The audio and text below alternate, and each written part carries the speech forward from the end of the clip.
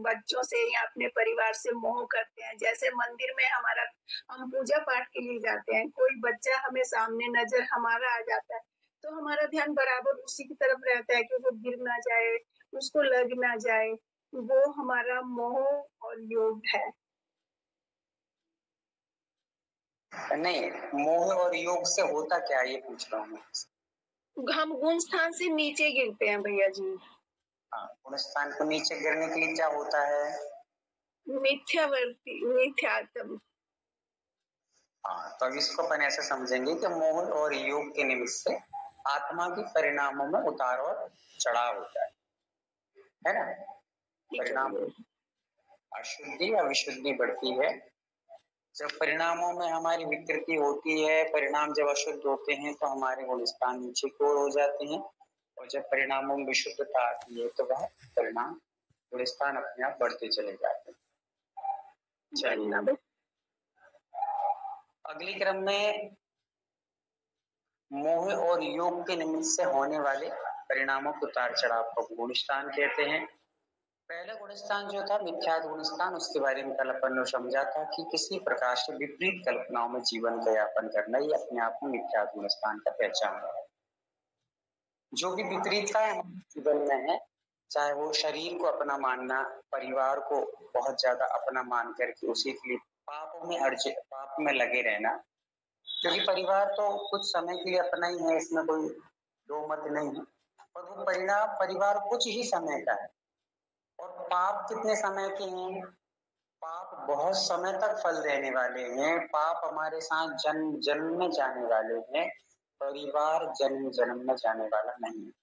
तो एक सम्यक दृष्टि जीव कार्य तो सभी करता है, परिवार को चलाता भी है, परिवार की निर्वाह की कर ली साधन भी जुटाता है, और वो इतने गहन पापों में नहीं जाता कि अपने पुण्य को और परमात्मा को भूल जाए।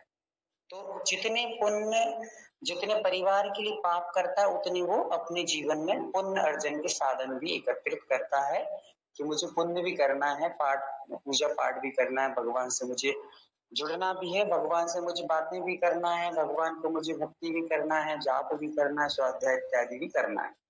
तो ये भी करता रहता है, क्योंकि बैलेंस कम से कम अनबैलेंस ना हो जाए। यदि मान लीजिए पुण्य बहुत अधिक नहीं बढ़ पा रहा है, पर इतना कम भी ना हो जाए कि हम लोग बिल्कुल धरातल में ही चले जाएं, नरक आदि की दुर्गतियों को प्राप्त करना पड़े। अतः पुण्य को कमाते हुए परिवार की व्यवस्थाओं को बना करके रखना, ये सम्यक दृष्टि के कार्य हैं। और पुण्य की व्यवस्था को खत्म करके परिवार की व्यवस्थाओं में ही लगे रहना, ये एक मिथ्या दृष्टि की पहचान है। इसलिए हम लोगों को परिवार की व्यवस्थाओं को पुण्य को साथ में लेकर के करना है। पुण्य की भी व्यवस्था बनी रहे, परिवार की भी व्यवस्था बनी रहे, ये सब चीजों को देखना है। जितना प्रेम हमें अपने बच्चे को देख करके उत्पन्न होता है, वैसा प्रेम हमें परमात्मा से देख करके और अधिक उत्पन्न होना चाहिए। जैसा बच्चा हमारा बाहर गया है, मान लीजिए कदाचित बच्चा जब बाहर जाता है पढ़ने के लिए, कहीं देश जाता है, कहीं विदेश जाता है, कहीं पुणे जाता है, कहीं इंदौर जाता है, कहीं बेंगलोर जाता है, इत्यादि कहीं भी जाता है, तो वो बच्चा जब चला गया है और वापस कभी लौट करके आता है, तो उसके आने की जो खुशी होती है, उसके जो मिलने की खुशी होती है, उसके आने की खुशी होती है, और उस खुशी में हम इतने एक्साइटेड होते हैं, इतने आनंदित होते हैं कि ये बना लो, वो बना लो, बच्चा आ रहा है, 2 दिन के लिए आ रहा है, 3 दिन के लिए आ रहा है, चलो। तो इतने ज्यादा हम लोग यहाँ मोन हो जाते हैं कि 2 दिन और 3 दिन आ रहा है, तो सब कुछ भूल करके कभी कभी कैसा होता है कि चलो 2-3 दिन के लिए आया है, तो मंदिर भी जाना बंद हो जाता है। पूजा करना, मंदिर गए भी तो पूजा पाठ ना करके मात्र दर्शन करके आ गए, क्यों? ये बेटा आ रहा है हमारा घर, या बहू आ रही है हमारे घर, है ना?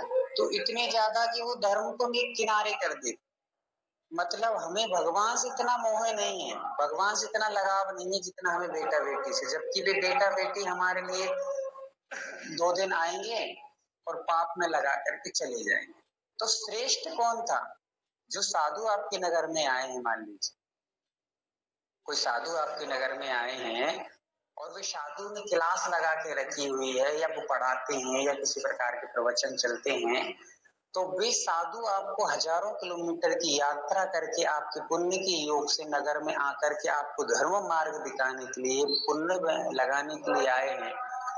तो जब बच्चा घर में आए तो हम उन क्लासों को भी छोड़ देते, मतलब वो पुण्य की जो क्रिया करा रहे हैं साधु को छोड़ देते हैं, पूरा क्लासों को छोड़ देते हैं और उसमें लग गया जो 2 दिन में आपको पाप में लगा करके छोड़ करके चला जाएगा, कुछ मतलब नहीं रखेगा। बस खिलाने पिलाने में पूरा 24 घंटे चले जाएंगे आपके, और वो बच्चा आपको जो आरंभ सारंभ की जितने पाप थे सब आपके सिर पर पटक करके और आनंद लेकर के खा पी करके वो तो ये चले गए। ये स्थिति, दामाद आए, बहू बेटी आए, दामाद बेटी आए तो वो ये भी करेंगे, वो भी खा पी करके चले जाएंगे। आपने क्लास छोड़ दी उनके कारण, प्रवचन छोड़ दी उनके कारण, अपना धर्म कार्य एक तरफ रख दिया, आपने भगवान की पूजा को मतलब एक किनारे कर दिए। किसके लिए? जो संसार को बढ़ाने में कारण बन रहे हैं, जो हमें पाप को वृद्धि करने में कारण बन रहे हैं। तो ये एक मोह की परिणतियां, पर विवेक से हमें कार्य करना है कि पुण्य की भी व्यवस्था बनी रहे, परिवार की व्यवस्था बनी रहे। परिवार में कोई भी आया है, भैया आप आए हो और पता है कि 2 दिन के बाद चले जाओगे, तो हम क्या प्रेम करें आपसे, क्या मोह करना है। जो 2 दिन का आया और चला जाएगा उससे क्या, अरे जिस जीवन भर हमारे साथ हमारा परमात्मा हर दुख सुख में बैठेगा। जब भी मान लीजिए बीमार पड़ जाएंगे तो बच्चे वहीं से कहेंगे कि हाँ मम्मी ठीक है, ये दवाई ले लो, गोली ले लो, इतना बस हो गया। और परमात्मा हम आपसे 24 घंटा कह रहा है, तू टेंशन नहीं लेना, मैं तेरे साथ 24 घंटा बैठा हूँ। और वो भगवान आपका हर पल साथ दे रहा है। जब भी आप उसको याद करोगे, हर पल बिना याद कर भी वो सहयोग देगा। कैसे भगवान को हम लोग क्षण भर में भुला देते हैं और बाकी के अपन लोग जीवन में पाप कमाने में लगे रहते हैं। इसलिए हमें कहाँ पुण्य मिल रहा है और कहाँ परमात्मा है।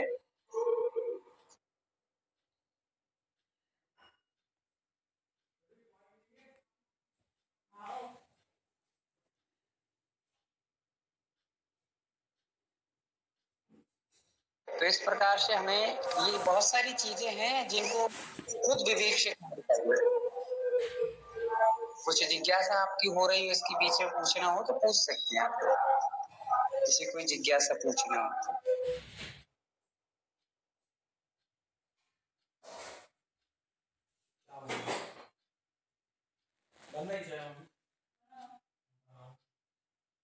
हाँ स्मिता जी पूछिए। वंदना भैया जी कल जैसे अपन ने 24 खाना लगाया नरक गति में, तो नरक गति में तीनों सम्यक तो होते हैं ऐसे आपने बताया, लेकिन नरक गति के गुणस्थान 1 से 4 ही है, तो शायिक सम्यक तो वहां पे कैसे होगा, या उपशम सम्यक तो भी कैसे होगा? शायद सम्यक दर्शन के गुणस्थान कितने हैं?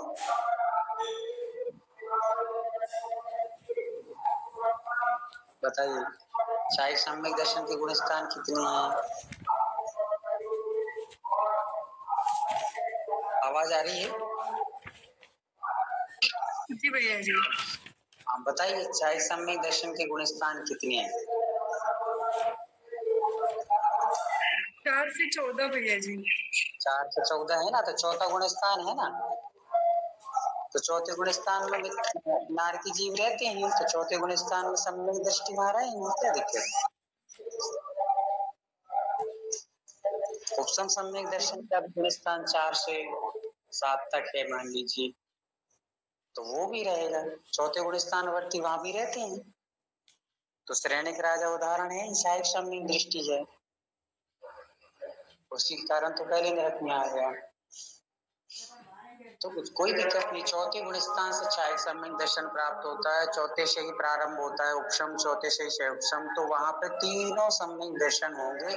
बस इतना है कि वो छायक चौथे तक ही रहेंगे, आगे नहीं बढ़ेंगे, चौथे में रहे रुके रहेंगे। मान लीजिए यहाँ से कोई, हाँ ये अवल अलग विषय है कि वहां प्राप्त नहीं कर पाएंगे, ये विशेष ध्यान रखिए। प्राप्त मनुष्य गति से ही करके जाएगा कोई भी। इतना ये नोट बना के आप लिख सकते हैं कि छायक दर्शन, छायक सम्यक दर्शन मनुष्य प्राप्त करके नरक में जा रहा है तो वहां रह सकता है। और उपशम क्षयोपशम वाले, इसको आप विशेष समझिए, अभी लिखना नहीं किसी को भी, पहले समझ लीजिए अच्छे से। यहाँ पे बहुत रहस्य, अच्छी बात बच्चा पूछिए कि हमारे पास 3 सम्यक दर्शन है, उपशम क्षयोपशम छायक। उपसम और क्षय उपसम, ये सम्यक दर्शन जिसके पास है उसके सम्यक दर्शन नरक में यदि वो जीव जा रहे हैं, उपसम और क्षय उपसम वाले, उपसम वाला तो जाता नहीं है। क्यों नहीं जाता? क्योंकि उपसम वाला कहीं भी किसी गति में नहीं जाता। उपसम वाला जीव नोट करके लिख सकते हैं, उपसम वाला जीव किसी भी गति में मरकर नहीं जाता। उसका रीजन क्या है?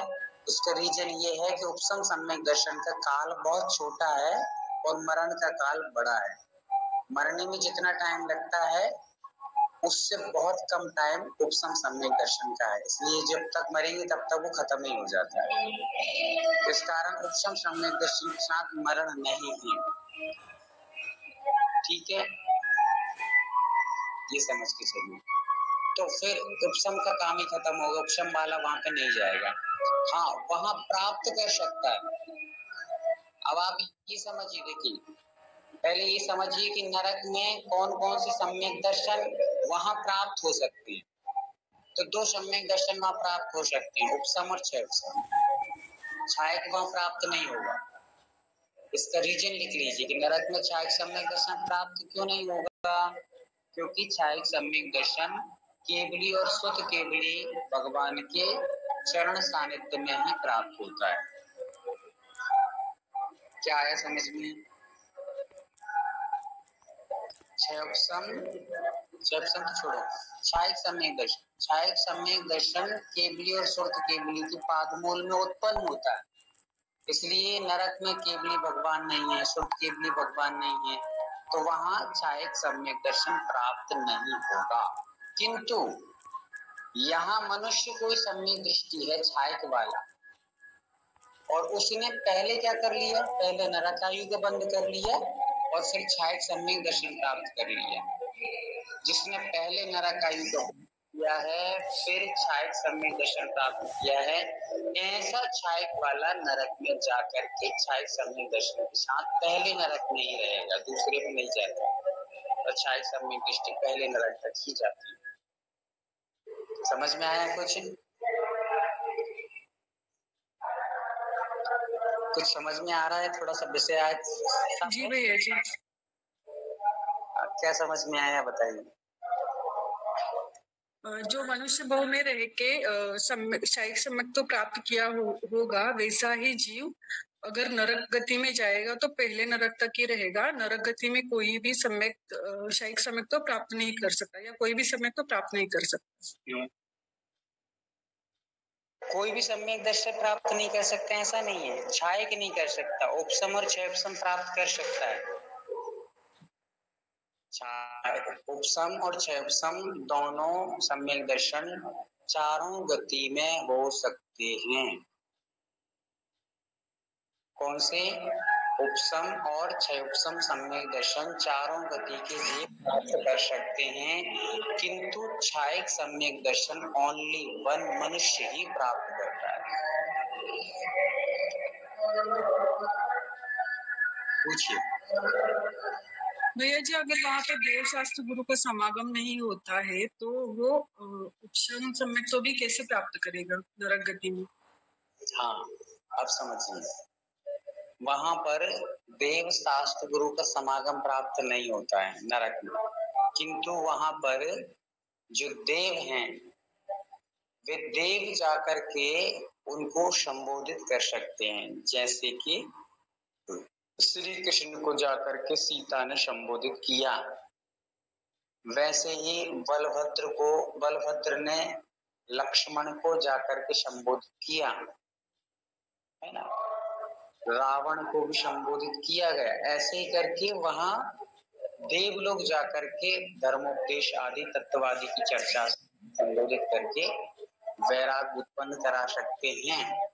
वैराग मतलब सम्यक दर्शन उत्पन्न करा सकते हैं कि पूर्व में तुमने ऐसे कर्म किए थे, पूर्व में तुमने सच्चे देव शास्त्रों की बात नहीं मानी थी, सच्चे देव शास्त्रों की पूजा अर्चना करके मिथ्या देवी देवताओं की पूजा करी, इसके कारण से तुम्हें नरक आयु को बंद हुआ और आज तुमको ये दुख भोगना पड़ रहे हैं। इसलिए सच्चे देव शास्त्र गुरु की शरण को श्रद्धान करो, ऐसे धर्म उपदेश देते हैं तो वहां पर सम्यक दर्शन हो सकता है। पहली बात, ठीक है। दूसरी कारण वहां पर है वेदनानुभव। दूसरा कारण क्या बताया? वेदनानुभव। जब वहां का वेदन होता है, बहुत भयंकर वेदना होती है, तो वे जीव अवधि ज्ञान से जानते हैं कि हमने पूर्व में भगवान की बात को नहीं माना, देव शास्त्र गुरु को श्रद्धा नहीं किया, इसके कारण से आज हमारी ये गति हो रही है। यदि सच्चे देव शास्त्र गुरु को हम लोग श्रद्धा करते, मानते, तो नरकों की दुर्दशा भोगना ना पड़ती। लोगों ने समझाया भी थे, गुरु ने मार्ग बताया था, गुरु ने अच्छी अच्छी बातें बताई थी, अच्छी अच्छी बातें, पर हमने उन पर ध्यान नहीं दिया। हमें तो मात्र सुख सुविधाओं में आनंद आता रहा और उसके परिणाम से आज हमें ये भोगना पड़ रहा है। ये सब चिंतन करते हैं वो, तो उन्हें वेदनानुभव से भी, वेदन अति वेदन होता है, उससे भी प्राप्त कर लेते हैं। ठीक है। फिर तीसरा कारण बताया जाति स्मरण।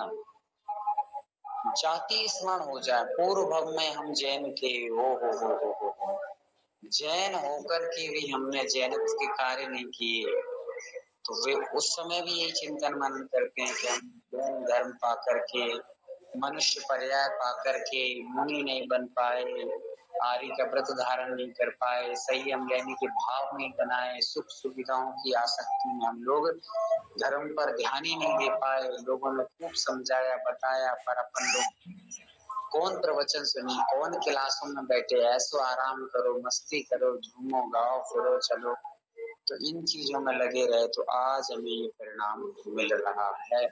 और जिन लोगों ने, हमारे मित्र थे, पत्नी थी, हमारे पति थे, हमारे, उन लोगों ने सम्यक दर्शन का पालन किया, तो आज स्वर्ग में चले गए और हम लोग यहाँ दुखी भोग रहे हैं। ऐसा जाति स्मरण पूर्व का भी आ जाने के कारण से भी उनको सम्यक दर्शन हो सकता है। ऐसे तीन कारण बताए, देवों को संबोधित करना और जाति स्मरण होना, तीसरा वेदनानुभव। ऐसे तीन कारणों से वहां पर सम्यक दर्शन हो जाता है। किंतु होंगे दो ही सम्यक दर्शन, कौन से? उपशम और क्षय उपशम, ये दो ही होंगे। क्षय वहां उत्पन्न नहीं होता, यहाँ से कोई ले जा सकता है वहां पे, पर वहां का नहीं होता। ठीक है। वहां क्षय सम्यक दर्शन के तो अपने तीर्थंकर भगवान केवल साक्षात होना चाहिए, और साक्षात केवल भगवान नहीं मिलते हैं, इस कारण उनको शायद सम्यक दर्शन प्रकट नहीं होता।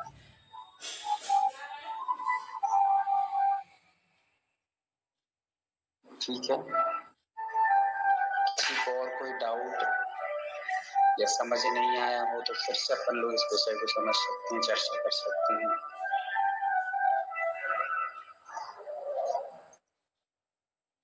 पूछिए भैया जी, तो फिर आप 24 टाना में हम नरगति के समय तो 6 ही कल पड़ा था ना, तो अब उसमें 2 ही आएंगे या 6 आएंगे? नहीं, उसमें 6 ही रहेंगे ना। वहाँ कितने रहते हैं ये पूछा जा रहा है, वहाँ उत्पन्न कितने होते हैं ये नहीं पूछा जा रहा। 24 टानापन क्या पूछ रहे हैं, नरक में कितने सम्यक दर्शन रहते हैं, तो रह तो 6 ही सकते हैं, क्योंकि मिथ्या दृष्टि जीव हैं। फिर दूसरा सासाधन, तो सासाधन वाले भी वहां पर दूसरी कोई साम्यक दृष्टि है वो गिर जाता है तो दूसरे में भी आ जाता है, तो वो भी वाले हैं। तीसरा कौन सा? मिश्रण, तो मिश्र वाले भी वहां पर हैं। उपसम वाले, तो उपसम वाले वहां प्राप्त कर लेते हैं, तो वो भी हैं। क्षयपसम, तो वहां पे क्षयपसम भी प्राप्त कर लेते हैं। कोई व्यक्ति यदि मान लो वहां पे उपशम कर लिया, तो उपशम से क्षयपसम करते हैं, तो क्षयपसम वाले भी पाए जाते हैं। और छायक वाले वहां पर उत्पन्न नहीं करते, यहाँ से कोई छायक वाला वहां चला जाता है, तो छायक सम्यक दृष्टि भी पाई जाती है। तो 6 ही सम्यक्त पाई जाती है। नरक में कितने सम्यक्त होते? तो 6 ही सम्यक्त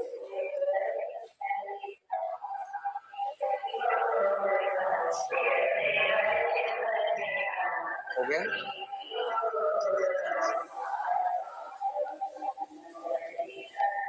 और किसी की कोई डाउट?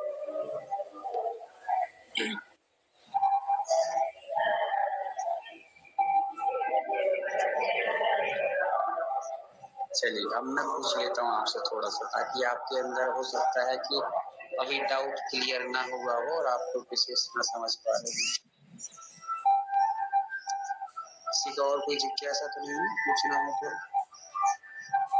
भैया जी, मैं दोबारा समझना चाह रही हूँ जो आपने अभी समझाया है कि नरक गति में देवता आकर उनको ज्ञान देते हैं, बताते हैं। दोबारा एक बार बता दीजिए भैया जी। क्या पूछा आपने, फिर से पूछिए। कि नरक गति में वैसे तो ज्ञान नहीं मिलता, गुरु ज्ञान नहीं होता है, पर देवता लोग उनको ज्ञान देते हैं, ये आपने बताया, वो एक बार फिर बता दीजिए। हाँ, तो ऐसा रहता है दीदी कि किसी से किसी का अति लगाव रहा, जैसे मान लो लक्ष्मण और सीता, तो लक्ष्मण और सीता एक दूसरे के प्रति काफी लगाव रखते हैं, तो काफी 10 वर्ष से उनका लगाव था। उस कारण से जब वो सीता कहाँ स्वर्ग चली गई और लक्ष्मण कहाँ गए नरक, तो उस समय सीता के अपने अवधि ज्ञान से जान लेती है कि लक्ष्मण जी नरक में हैं, तो उन्हें चल करके अपन को संबोधित करना चाहिए। तो वो संबोधित पहले तो वो लेने ही गई कि हम उठा करके ले आए अपने सर में, पर जैसी वो आती है तो वो कपूर की तरह, मतलब कपूर यानी कि ये क्या बोलते इसको अपन,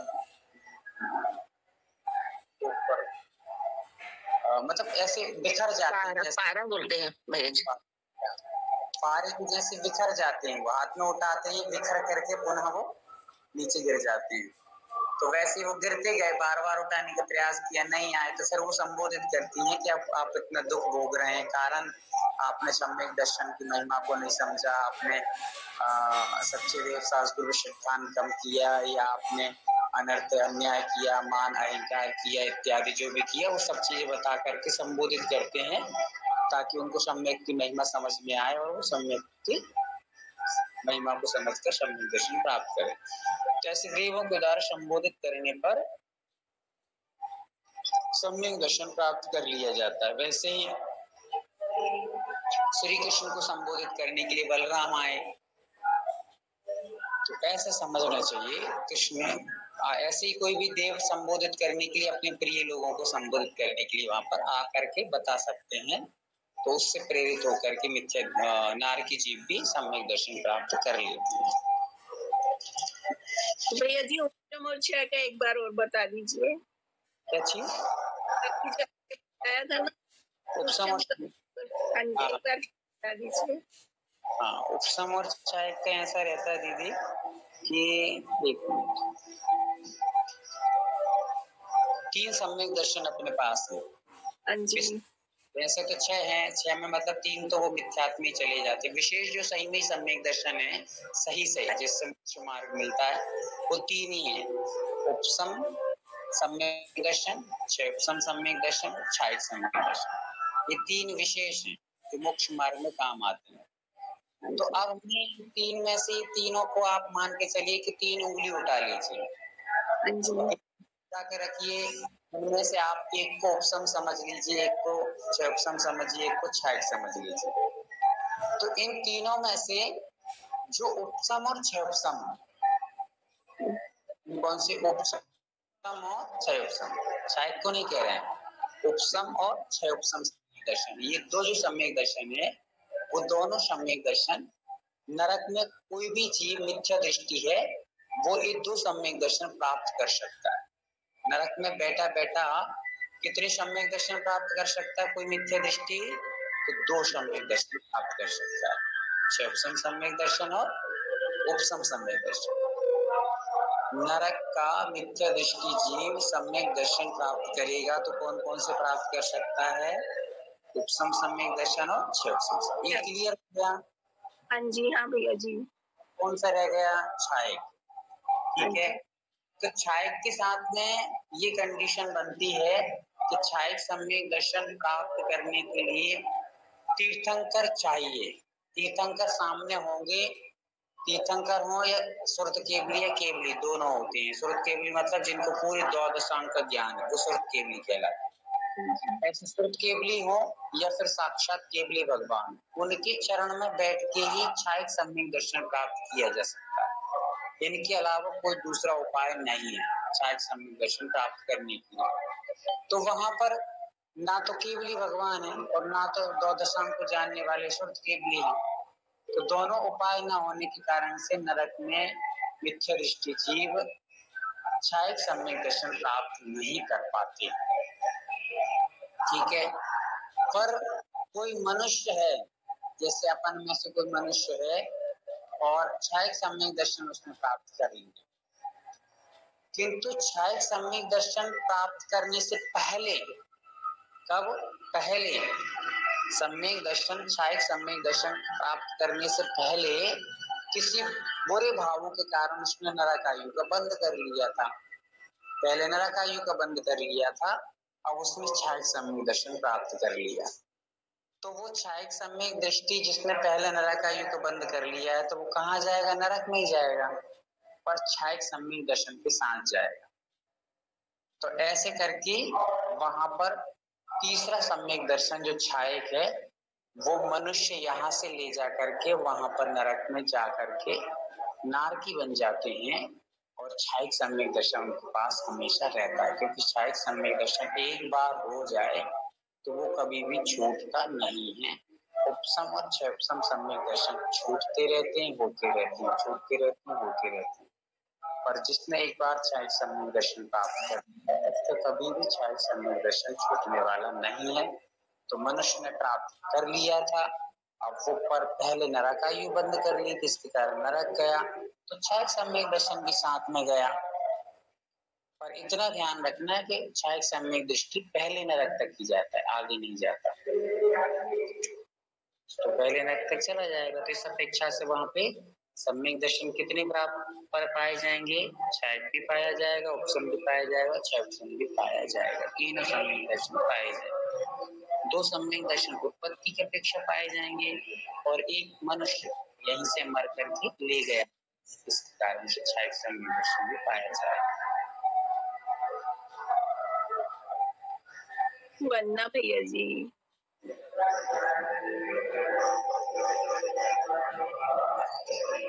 भैया जी, राजा सैनिक को तो छायक सम्यक दर्शन ही हुआ था ना, तो फिर तीसरे नरक में कैसे गए?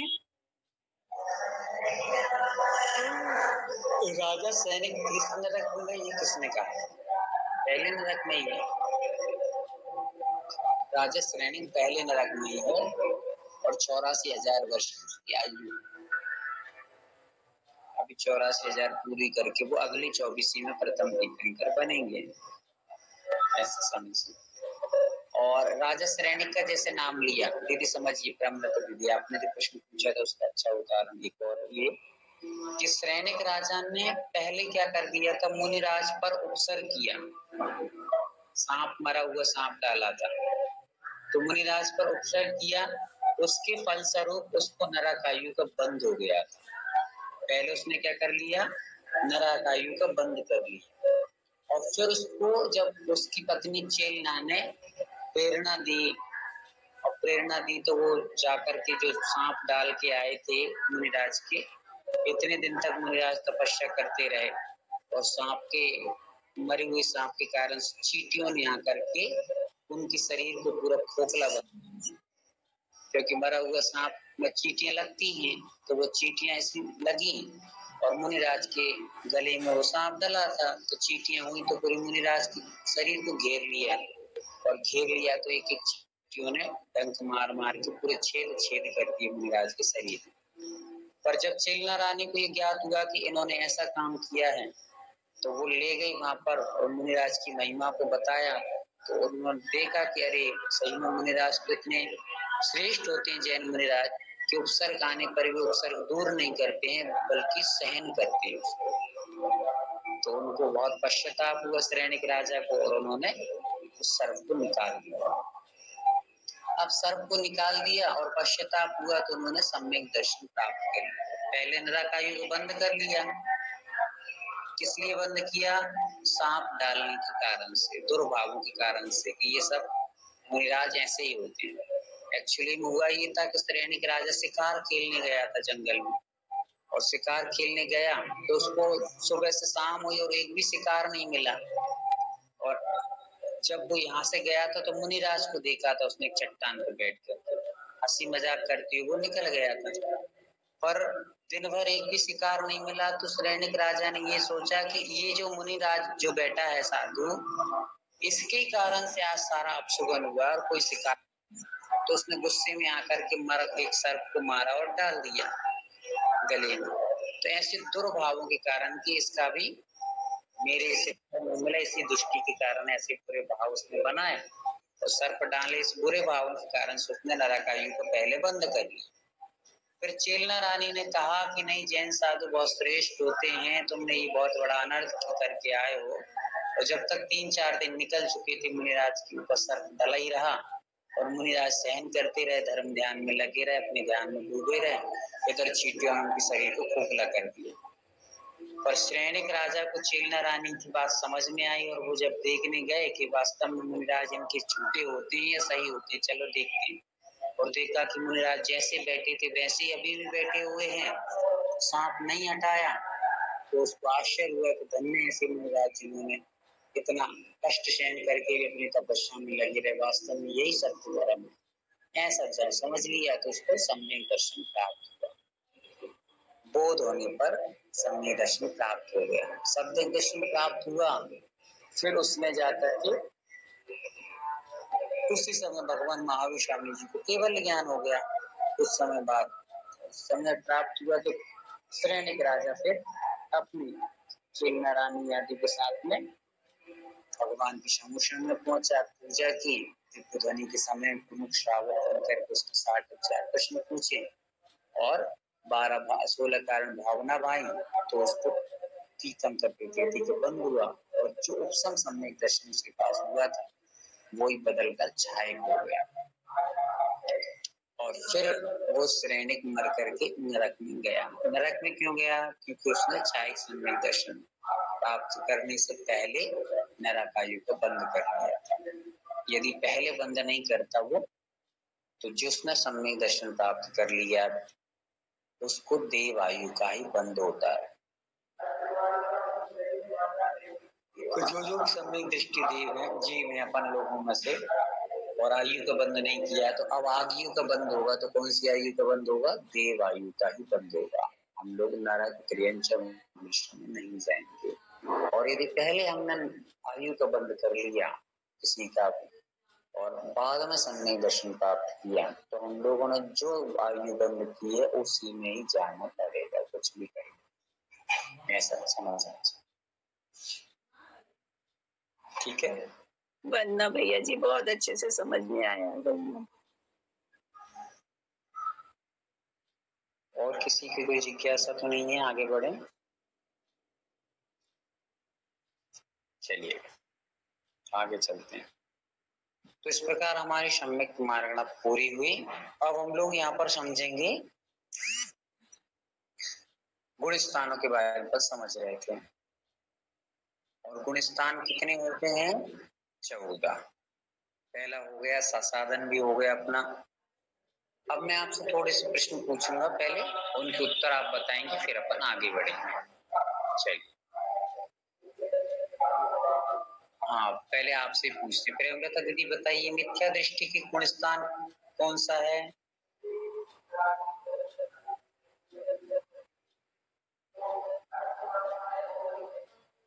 मिथ्या दृष्टि का गुण स्थान कौन सा है? प्रेमलता दीदी। भैया जी, 1 से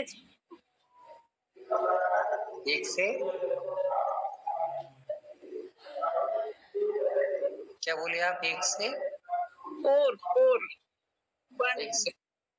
4 तक। अच्छा, मिथ्या दृष्टि की 1 से 4 तक। सम्यक दृष्टि का कौन सा गुण स्थान होता है? भैया जी, वो मैंने अभी याद ही नहीं किए थे, उससे आगे वाले जो है वो सब याद किए हैं। आप वो सब पूछ सकते हैं मुझसे। अच्छा, कोई दिक्कत नहीं। चलिए देखिए, अब आप ध्यान से समझना, कौन कोई बताएगा तो उसको ध्यान से सुनना क्या होता है। चलिए, अरुणा दीदी बताइए, मिथ्या दृष्टि गुण स्थान कौन कौन से होते हैं?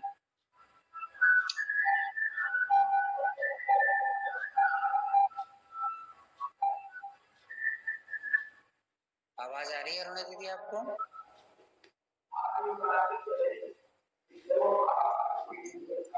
चलिए, शायद अरुणा दीदी की आवाज यहाँ तक नहीं आ पा रही है, उनका शायद नेटवर्क प्रॉब्लम है। चलिए, नेहा दीदी आप बताइए, मिथ्या दृष्टि गुण स्थान कितने होते हैं? मिथ्या दृष्टि का पहला गुण स्थान होता है। पहला ही रहता है, बहुत अच्छे। तो प्रेमलता दीदी आप अच्छे से इसको अच्छे ध्यान से दिमाग में एक बार रख लीजिए कि मिथ्या दृष्टि के गुण स्थान ओनली वन, एक ही होता है, पहला वाला। अनुप्रिया दीदी बताइए, सम्यक दृष्टि के गुण स्थान कौन सा है?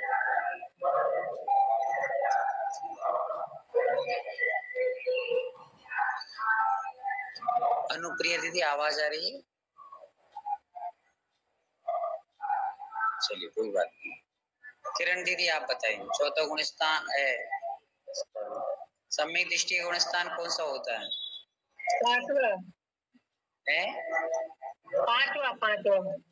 पांचवा सम्यक दृष्टि का पांचवा होता है। आपसे ये उम्मीद ना थी। चलिए, कोई बात नहीं।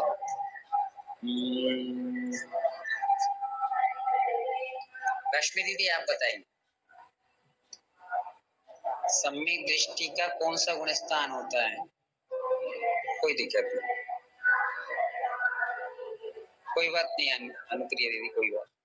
चलिए, रश्मि दीदी साहेगढ़ बताइए, सम्यक दृष्टि का कौन सा गुण स्थान होता है?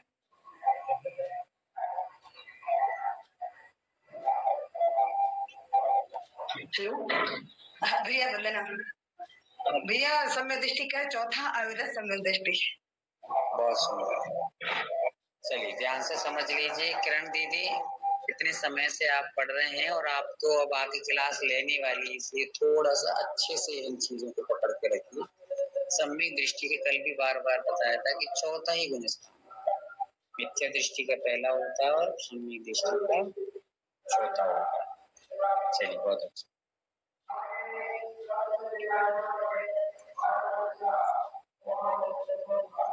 रतन दीदी बताइए, देश वृत्तियों का गुणस्थान कौन सा होता है?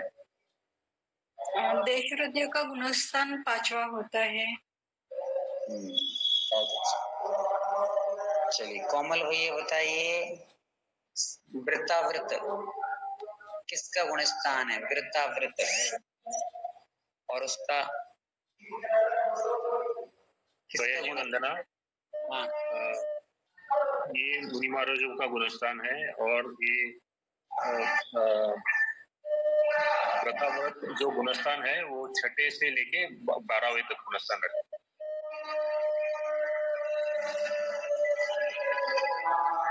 एक बार और सोच लीजिए भैया जी। सॉरी, व्रताव्रत तो वही है जो अभी रत्ना दीदी ने बताया।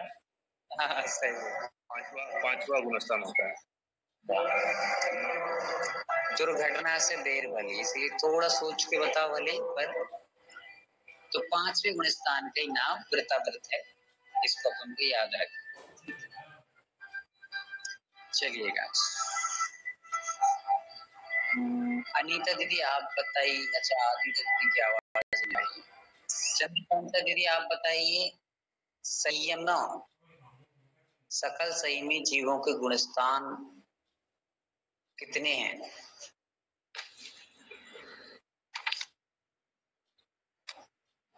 वंदना भैया जी, पांचवा गुणस्थान,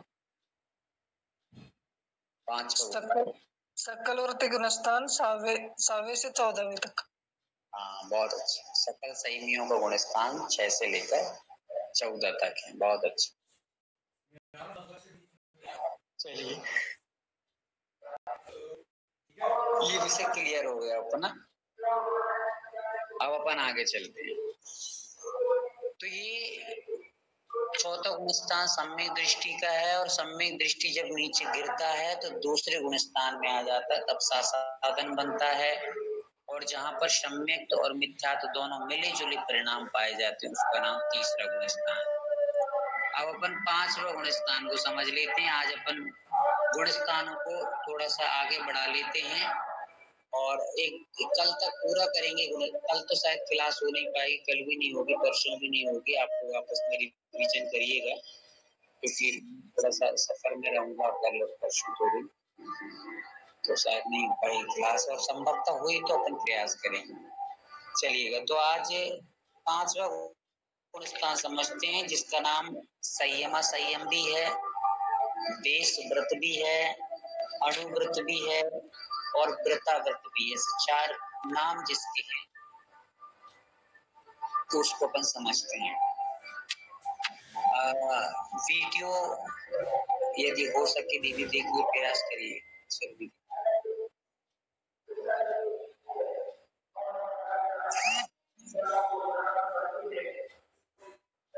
आवाज आ रही सुरभि दीदी आपको? वंदना भैया जी मैं शेयर करती हूँ, मुझे बोला था दीदी ने, एक मिनट।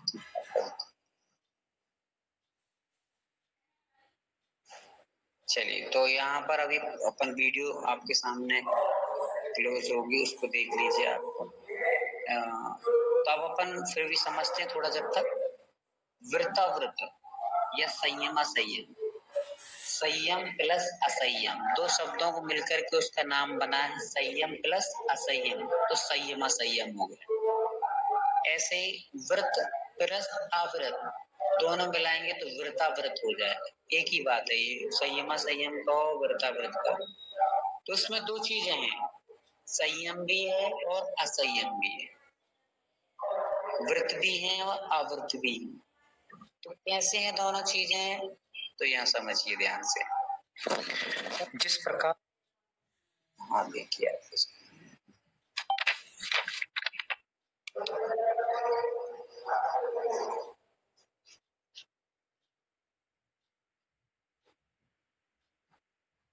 संयम न हुआ हो उसे असंयम या अविरत सम्यक दृष्टि नहीं कर सकता।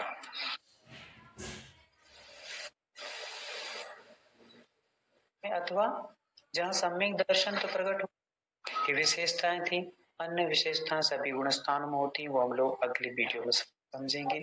4था गुण स्थान हमारा है अविरत सम्यक दृष्टि गुण स्थान कहते हैं। 5वां गुण स्थान का नाम है देशव्रत। तो देशव्रत गुण स्थान किसे कहते हैं, जहाँ त्रिहिंसा का पूर्ण रूप से त्याग कर दिया जाता है किंतु स्थावर हिंसा का त्याग नहीं होता है, उसे देशव्रत गुण स्थान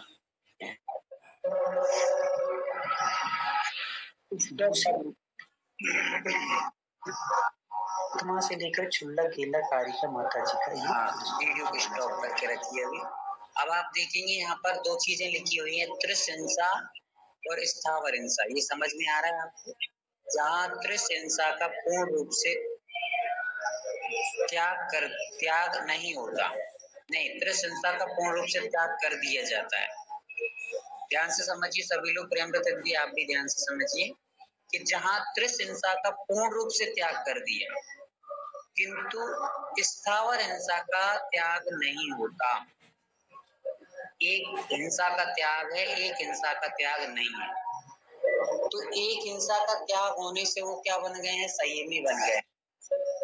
स्थावर त्रिहिंसा का त्याग कर दिया इसलिए वो संयमी हो गए हैं, किंतु स्थावर हिंसा के त्याग नहीं किया इसलिए वो क्या है, असंयमी। तो संयम भी है और असंयम भी है, इसके कारण उस गुणस्थान को संयम गुणस्थान भी कहते हैं। आप गुणस्थान की परिभाषा को शब्द के अनुसार ही सीख करके रखिए, तो आप कभी किसी से भी बोल सकते हैं कि संयम, तो संयम प्लस असंयम, तो जहाँ संयम भी है और असंयम भी है तो उसको संयम गुणस्थान कहते हैं। संयम किस अपेक्षा से है, क्योंकि उसने त्रिहिंसा का पूर्ण रूप से त्याग कर दिया, मतलब 2 इंद्रिय 3 इंद्रिय 4 इंद्रिय 5 इंद्रिय जीवों को नहीं मारूंगा। किसको? 2 इंद्रिय 3 इंद्रिय 4 इंद्रिय और 5 इंद्रिय जीवों को मैं नहीं मारूंगा, ऐसा संकल्प कर लिया, इसलिए वो संयमी हो गया। किंतु पृथ्वी का है, जल का है, अग्नि का है, वायु का है, वनस्पति का, ये 5 स्थावरों को मेरा अभी मारने का त्याग नहीं है, इसलिए असंयमी है। तो संयम भी है और असंयम भी है, ऐसे गुणस्थान कहते हैं संयम गुणस्थान। दूसरी प्रतिमा से लेकर क्षुल्लक एलक आरिका माता जी का ये गुणस्थान होता है। तो कल दीदी पूछ रही थी कि क्षुल्लक किसे कहते हैं, एलक किसे कहते हैं, ये हमें बता दीजिए। ठीक, तो आज अपन इनको समझते हैं कि क्षुल्लक किसे कहते हैं और एलक किसे कहते हैं। अश्मिता दीदी आप बताइए कि क्षुल्लक किसे कहते हैं, इनको बता दीजिएगा। भैया जी एक क्वेश्चन पूछूं क्या? हाँ दीदी पूछिए। इस विरोधी हिंसा किसमें आएगी भैया जी? कौन सी हिंसा? विरोधी हिंसा। हाँ बता रहा हूँ, अभी बता रहा हूँ। चलिए ये, हाँ दीदी बताइए आप, क्षुल्लक किसे कहते हैं? वंदना भैया जी, जिन्होंने 11 प्रतिमाओं का पालन करके घर छोड़ा हो और घर से विरक्त हुए हो और 2 वस्त्रों के साथ और एक कटोरे के साथ जिनकी चर्या चल रही होती है और इनके श्रावकों के 11 जो प्रतिमा होते हैं इनका पालन कर रहे होते हैं।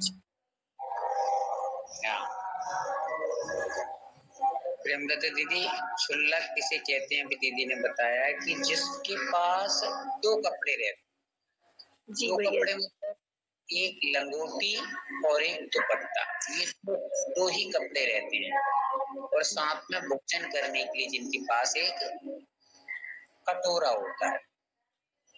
तो हम कटोरा तो हमेशा लेके नहीं रखते हैं, तो कैसे पहचानेंगे? तो 2 कपड़े से पहचान लीजिए।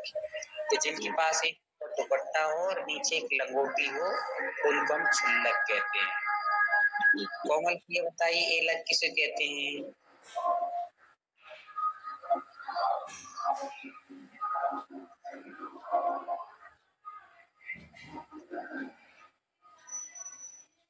कोमल की आवाज।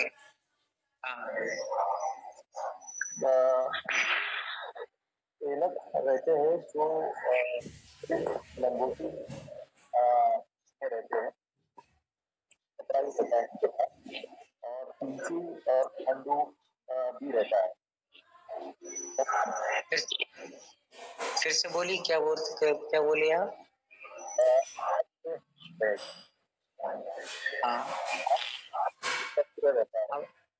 आवाज कट रही शायद, आपकी आवाज नहीं अच्छी से। हेलो, हाँ बोलिए, आवाज अच्छे से आई।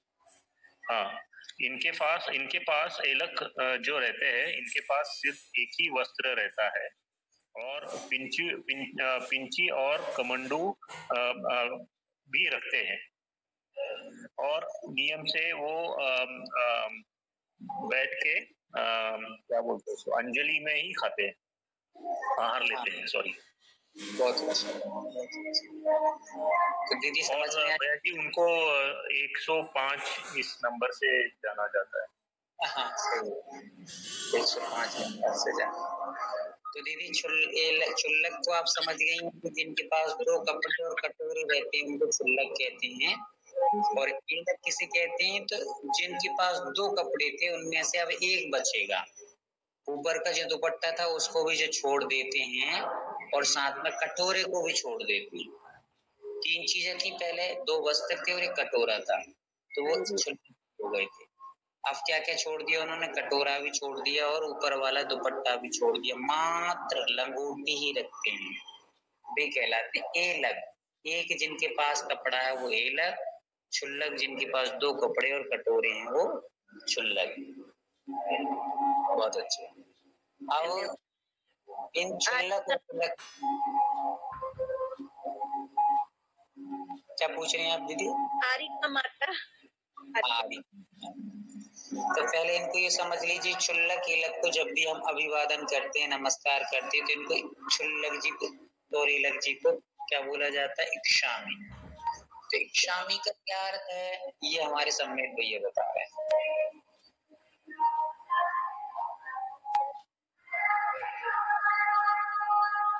सम्मेत भैया,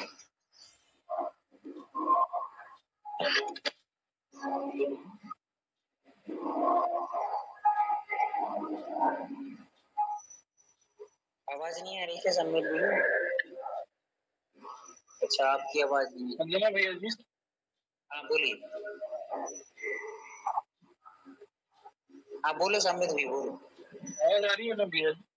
आ तो रही है, थोड़ी कम कम आ रही है, कोई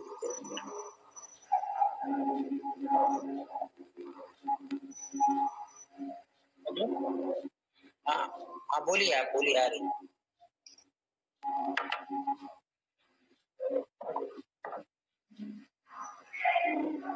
बस फिर से पूछना सवाल।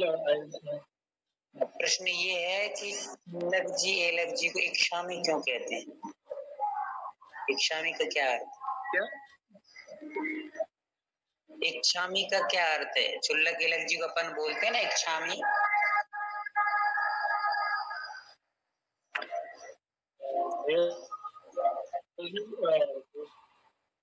अभी मुनि महाराज बन सकते वो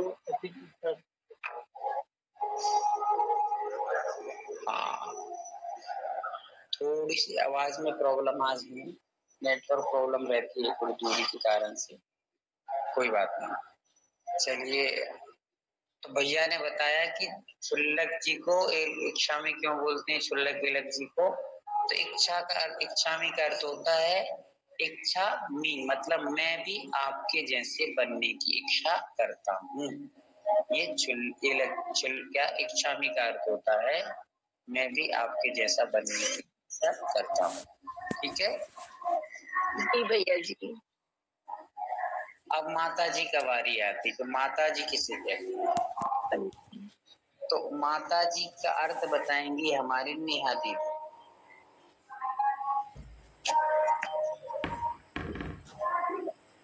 माता जी मतलब ऐसे अर्थ बताना। हेलो, माता जी किसे कहते हैं? माता जी जो माता जी को उपचार से महाव्रती कहते हैं, उनका भी संपूर्ण परिग्रह का त्याग होता है और बस वस्त्र उनके रहते हैं और वो भी महाव्रत का पालन तो करती है, लेकिन उन्हें उपचार से महाव्रती कहते हैं और माता जी को वंदामी बोलते हैं।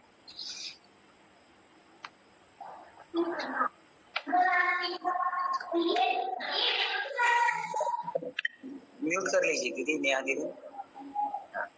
तो दीदी आपको समझ में आ गया कि माता जी किसे कहते हैं? नहीं तो दोबारा ये हाथ की साड़ी पहनती है, मतलब साड़ी पहनती है जो सफेद कलर की, और साथ में पिच्छी भी है, कमंडल भी है। मुनि महाराज की तरह आहार पे उठेंगी, एक ही बार आहार लेंगी, केस लॉन्च करेंगी, है ना।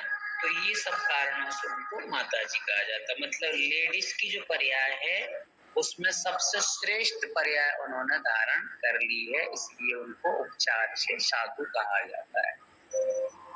ठीक है, मुनि महाराज की कैटेगरी में उनको उपचार से कहा जाता है। वैसे वो मुनि महाराज 6वें गुण स्थान में रहते और राधिका 5वें गुण स्थान में रहते, और उपचार से उनको महाव्रती उपचार से कहा जाता है।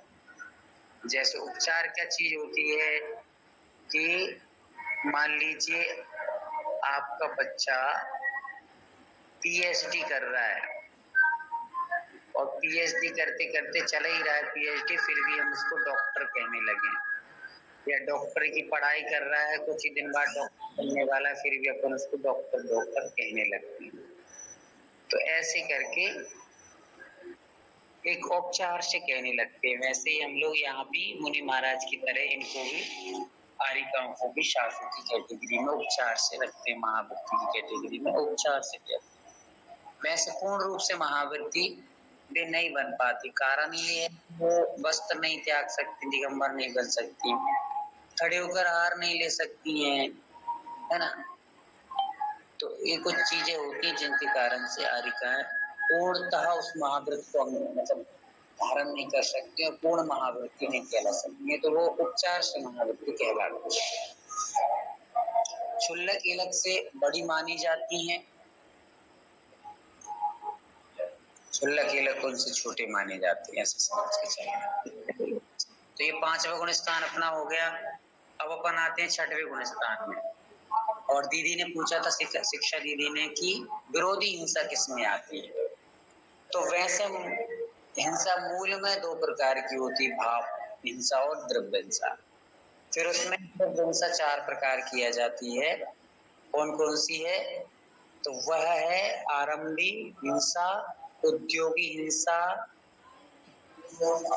आरंभी हिंसा, उद्योगी हिंसा, संकल्प हिंसा और विरोधी हिंसा। ऐसे 4 हिंसाएं होती हैं, 4 प्रकार से हिंसा की जाती है। हिंसा तो एक ही प्रकार की, पर करने के तरीके 4 प्रकार के, ठीक है। तो कोई संकल्प पूर्वक करता है हिंसा, कोई विरोध पूर्वक करता है, कोई आरंभ पूर्वक करता है, कोई विरोध उद्योग पूर्वक करता है। कैसे? तो जैसे संकल्प हिंसा किसे कहती है? मैं तुझे मार के ही रहूंगा, ऐसा संकल्प कर लिया, ये संकल्प हिंसा कहलाती है। किसी के प्रति संकल्प पूर्वक मारने की भावना रखना या मारना, ये संकल्प हिंसा है। विरोधी हिंसा, विरोधी हिंसा मतलब कोई हमसे विपरीत पार्टी वाला है। तो विरोधी हिंसा मतलब जैसे आपके मुनि महाराज हैं, उन पर किसी ने हमला बोल दिया, किसी ने उन पर मारने का प्रयास किया, तो आपने भी उसके प्राण ले लिए या उसको भी मार दिया, तो आपने विरोधी हिंसा की। अपने धर्म की, धर्मात्मा की या अपने साधर्मियों की रक्षा करने के लिए हिंसा कर देना, ये विरोधी हिंसा कहलाती है। इस हिंसा की श्रावक त्यागी नहीं होती। फिर एक होती है उद्योगी हिंसा। उद्योगी मतलब क्या होती है? उद्योग मतलब खेती बाड़ी करने पे जो हिंसा होती है, खेती बाड़ी करने में जो हिंसा होती है उसको कहते हैं उद्योगी हिंसा। और आरंभी हिंसा अपने घर में जो कार्य हो रहे हैं, भोजन बनाना, पकाना, सब्जी बनाना, झाड़ू लगाना, ये सब आरंभी हिंसा कहलाती है। तो इस 4 प्रकार की हिंसाओं में विरोधी हिंसा मतलब अपने धर्मात्मा के प्रति जो संकट कोई उत्पन्न कर रहा है उस पर उसको मारना पीटना, ये विरोधी हिंसा कहलाती है। ठीक है, विरोधी का विरोध करना सीधी बात विरोधी हिंसा है। धर्म की रक्षा तो वो ऐसा है। अब अपन चलते हैं 5वें अगले गुणस्थान के लिए। 6वां गुणस्थान है अप्रमत्त संयत। 6वां गुणस्थान आगे देखेंगे आप।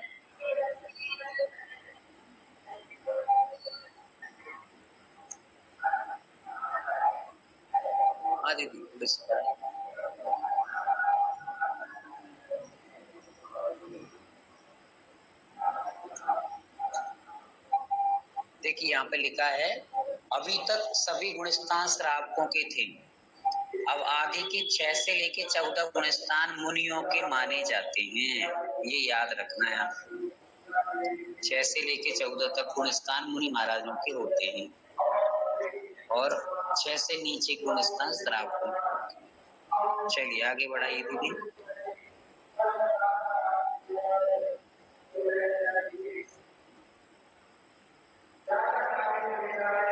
दीदी ब्यूटी को आगे बढ़ाइए। चलिए, तो 6वें गुणस्थान का नाम है प्रमत्त व्रत। व्रत मतलब व्रति, प्रमत्त मतलब प्रमाद। तो जहाँ प्रमाद सहित महाव्रत पाए जाते हैं उसको प्रमत्त संयत कहते हैं। क्या पाए जाते हैं? महाव्रत तो है पर प्रमाद सहित है, तो इसको प्रमत्त संयत। प्रमत्त मतलब प्रमाद के साथ में जिसका जीवन है वो प्रमत्त संयत है। देखिए यहाँ पर लिखा है प्रमत्त संयत गुणस्थान किसे कहते हैं? जहाँ मुनिराजों के परिणाम प्रमाद सहित होते हैं उसे प्रमत्त गुणस्थान कहते हैं। फिर प्रमाद किसे कहते हैं? अच्छे कार्यों का अनादर करना प्रमाद कहलाता है। प्रमाद 15 प्रकार के होते हैं। ये आप लोग वीडियो में देख करके पढ़ सकते हैं, लिख सकते हैं आराम से। जब भी कभी आपको टाइम मिले तो यूट्यूब पर ये वीडियो डली है, आप उसमें से देख करके लिख सकते हैं।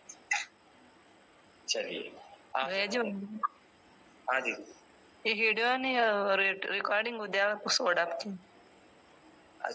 उद्या काय आता छोड़तो मी थोडे नंतर ग्रुप मध्ये पाठ हाँ चालते. तुम्ही हिंदी बोला, आम्ही मराठी बोलतो. पर वंदना. थोड़ी आना चाहिए ना, मराठी थोड़ा बोलते है. चलिए, तो आज अपन लोग यहीं पर रहने देते हैं छठवें गुण स्थान तक. बाकी के अपन लोग आगे समझेंगे. थोड़ा सा आप लोग इन चीजों को 1-2 बार और दोहरा लीजिए. कल मतलब अगली क्लास में अपन लोग अगले गुण स्थान समझेंगे और उनको खत्म करके 2 दिन में फिर अपन लोग शेष जो 10 स्थान है प्राण पर्याप्ति संज्ञा, उन चीजों को समझेंगे और यहाँ पर अपने पूरी चीजें समझ में आ जाएंगी आप लोगों को. फिर अपन लोग गुण स्थान लगाना प्रारंभ करेंगे. तो वो गुण स्थान भी लगभग अपन लोग 20 तारीख तक पूरी क्लास अपनी 24 ठाणा की समाप्त कर दी जाएगी. और अगले क्रम में नया सत्र प्रारंभ होगा. नया सत्र में कुछ रूल्स बनेंगे, कुछ रूल्सों को याद रखते हुए अगली क्लास अपन लोग चयन करेंगे. या तो अपन कोई द्रव्य संग्रह पढ़ना चाह रहा है या फिर तत्वाशुद्ध पढ़ना चाह रहे हैं या छेड़ाला पढ़ना है, तो इसमें से डिसाइड करेंगे आगे चल. हाँ, किसी कुछ पूछना हो तो पूछ सकते हैं. हाँ पूछी रानू जी. जी वंदना. रानू जी थी रेणु.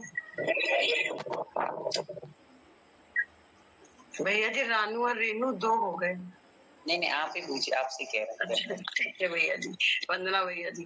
भैया जी नेक्स्ट विषय आप द्रव्य संग्रह ले सकते हैं या सबके साथ चल जैसा सब चाहें. हाँ अच्छा है ना, कोई द्रव्य संग्रह में भी कोई दिक्कत नहीं है, सब पढ़ सकते हो, उसमें भी अच्छा रहेगा. वंदना भैया जी. हाँ दीदी.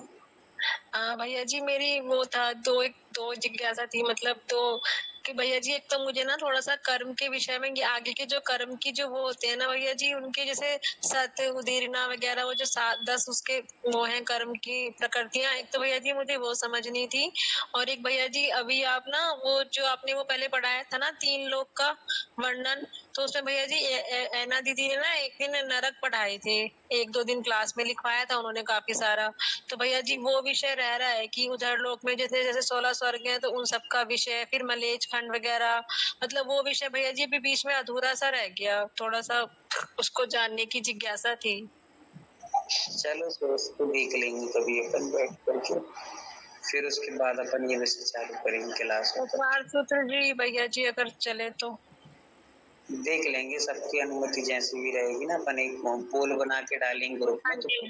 हाँ जी ठीक है भैया जी. सभी को जय हिंद. वरना भैया जी किसी को जिज्ञासा हो तो पूछ सकते हैं, अन्यथा अपन लोग आज यहीं पर विराम देंगे.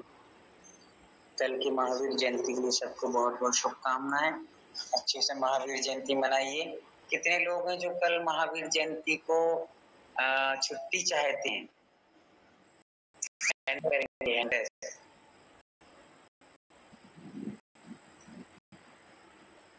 हमें नहीं चाहिए.